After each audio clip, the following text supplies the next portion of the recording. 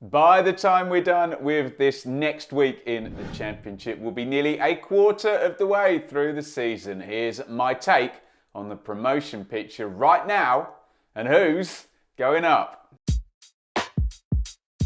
These first 8 games have given us an explosive start from the 3 up at the top, with some big names lodged in the chasing pack and a couple of pretty big underachievers down in the bottom half. So let's start with said bottom half, where we've got last year's playoff final losers Coventry, a Year 2 parachute team in Watford, and a Year 1 parachute team in Southampton. Let's talk Coventry first, who right now don't look like being in the promotion conversation after failing to win any of their last 6 games. We did see the Sky Blues start poorly last season and then power through to the playoff final. They could do the same, of course, but there are a few key differences here.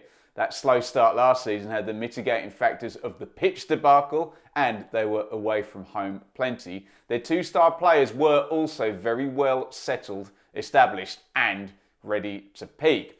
I think we can expect a trend up, but I'm not sure whether the machine will be as immediately well oiled as last time out. Coventry are currently 12-1 to go up. Fellow playoff losers Middlesbrough are 10-1, but they have also only won 1 of their first 8. They did also surge up the table after a slow start last season. Again, I'd expect a trend up to some extent, but we know a poor start leaves so little margin for error. Watford are also 10-1 with the bookies. They are still a parachute team, but they weren't at all aggressive in the transfer market. There is still star power there, but it is a far cry from the team I saw at the start of last season that put out a front 3 of Sarr, Dennis and João Pedro.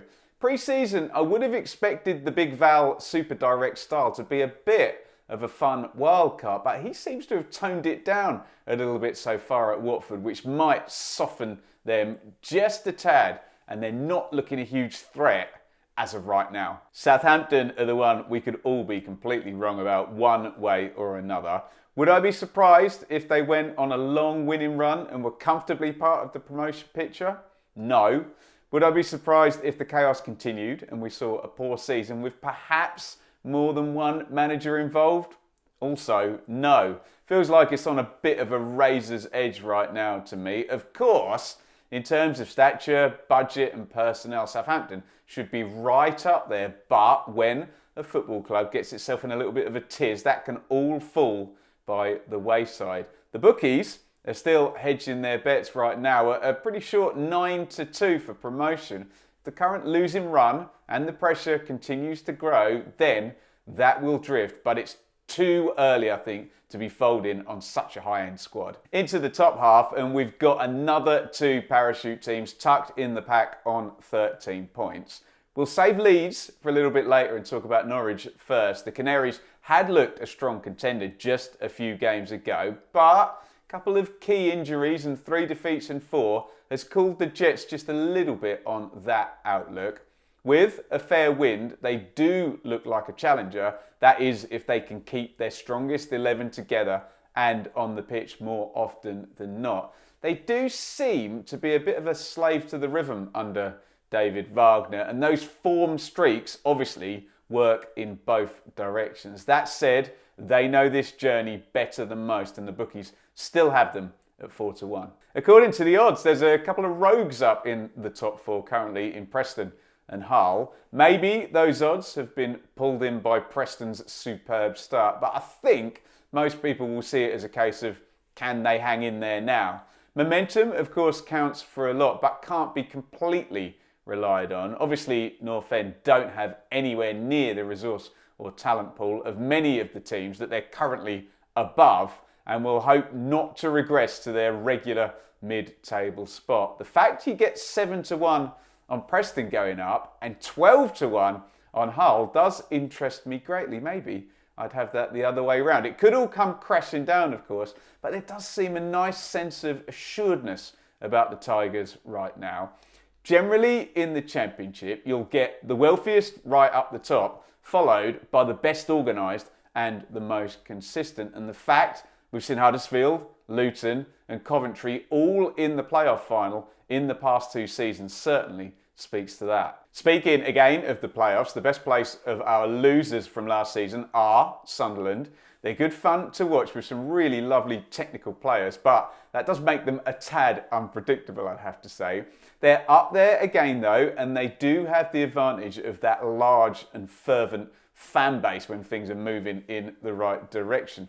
I wouldn't be at all surprised actually to see them not far from where they are right now once again, and their 11-2 price to go up tallies with my feelings. And that leaves us with the 3 favourites, Leicester, Ipswich and Leeds. And as much as people don't like the bookies, I make them just about right at this moment in time. What is interesting is that 2 of the 3 sides are odds on, and it's not the 2 you would have expected pre-season, with Leeds and Leicester having come down from the Premier League and Ipswich up from League One. When it comes to Leicester, they're giving me less and less reason to suspect that they're going to mess this up. They've got a great Premier League pedigree, strong squad, strong transfer window, and they are already churning out the wins and the points. They look good. And the reason that Ipswich are odds on and Leeds aren't yet, they're 8 points ahead. Ipswich have matched Leicester's incredible start and given themselves a massive potential platform for success if they can maintain levels even remotely close to where they've been this season and in fact the past 7 months across their League One and Championship form. The big issue for Ipswich and that lovely odds-on position is that Leeds have probably already traversed the stormiest waters that they will all season. Now the transfer window is closed and things are settled. I suspect they're going to set a very strong pace themselves from now on.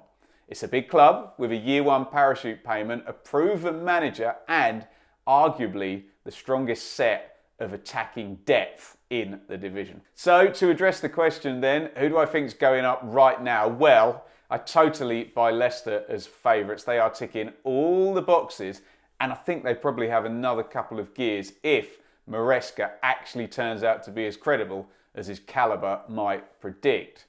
As much as it pains me to point out, 87.5% of the automatic spots have been filled by parachute teams over the last 4 seasons. I'd love to see an Ipswich, obviously, a Preston, a Hull, or a Sunderland bang out a healthy mid-80 point total and take an automatic spot, but history tells us we probably need to be looking at Leeds. The playoff spots are where we're much likely to get our nice underdog surprise. I think last year's final between Luton and Coventry certainly underlines that theory. Right now, dream on Ben, it does look like Ipswich are the most consistent, but you know as well as I do that when it comes to the playoffs, there's plenty we don't know now and plenty we probably won't even know when we get to Easter that'll still be part of the equation as to who wins the lovely end of season knockout shootout. We could get another Forest coming from nowhere.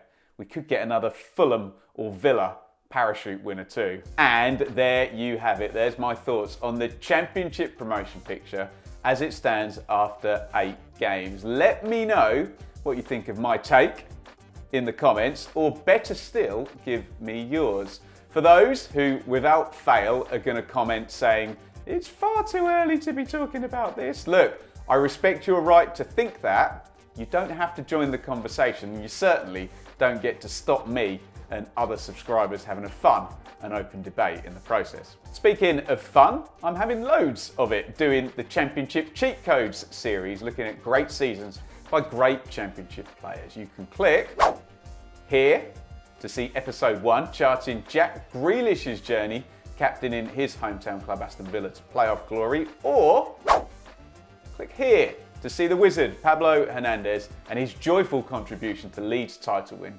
back in 2020.